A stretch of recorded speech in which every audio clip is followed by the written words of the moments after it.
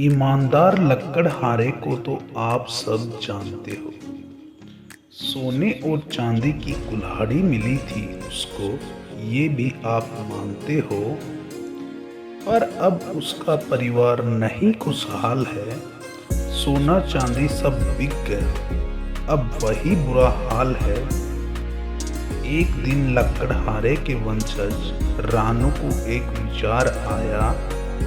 दादा की तरह अमीर बनने को वो एक कुल्हाड़ी खरीद लाया।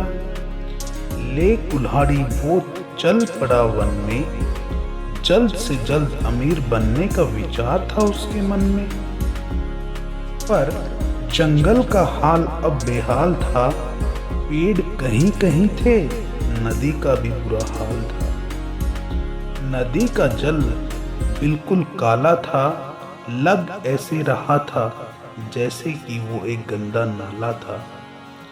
बोतलों और पॉलीथीन से दब गई थी बेचारी, सांस भी नहीं ले पा रही थी वो किस्मत की मारी। रानू ने वो कुल्हाड़ी उसी बीमार नदी में दे मारी। फिर बैठ गया उसी नदी के मुहाने, सपने देख रहा था वो बड़े सुहाने। शाम हो चली पर कोई नहीं आया।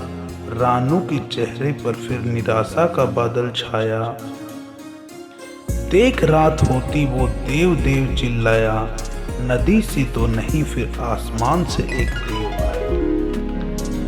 उसने रानू को फिर प्यार से समझाया, देखो मानव, मैं अब यहाँ नहीं रहता।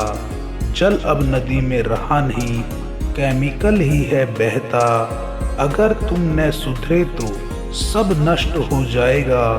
प्रकृति को प्रदूषित करके कोई कहाँ सुख पाएगा। देव फिर जाते जाते बात ये कह गए। रानू के सपने भी उस गंदे नाले में बह गए।